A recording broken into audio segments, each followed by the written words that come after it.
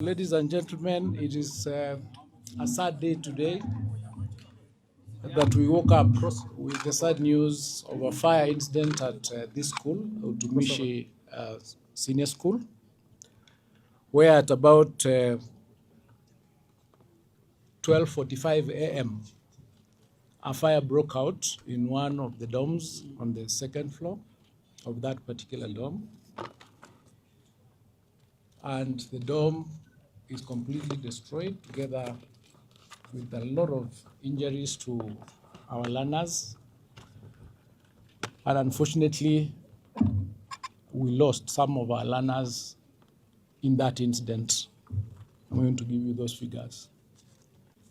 Ladies and gentlemen, this particular school has a total girls population of 815 girls.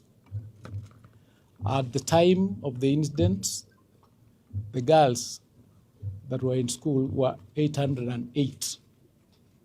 7 of the girls were at home for various reasons.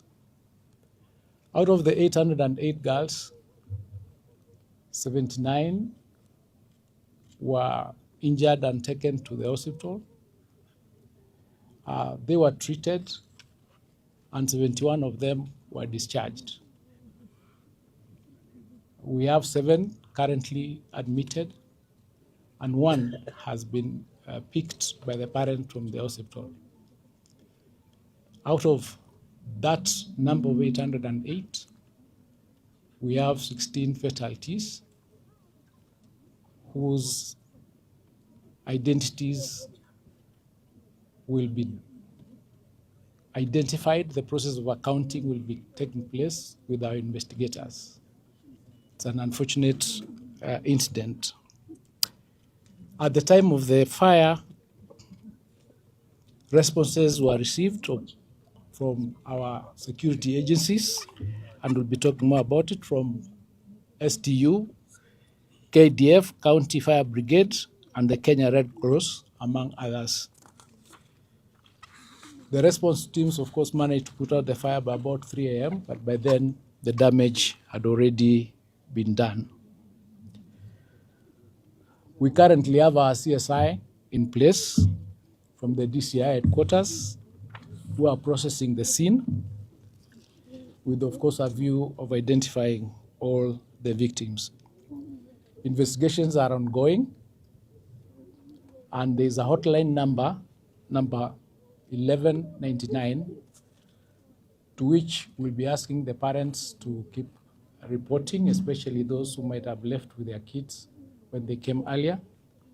And that hotline number will also be available for counseling. That is the current status of the event. We'll be releasing the learners who are here present with their parents in the course of the day, and we'll continue briefing you on the process of the investigations and the outcome. I take this opportunity to pass, on behalf of the minister and myself, our condolences to the families, and continue wishing those who are injured quick recovery. Thank you. So perhaps what could be the possible cause of the fire? Investigations are ongoing, but the identification or the cause of the fire is not yet identified. We'll be able to give you that information once the investigation is complete. But allow my learned colleague, cabinet colleague here, to say a word or two, and the governor, then we can respond to your questions.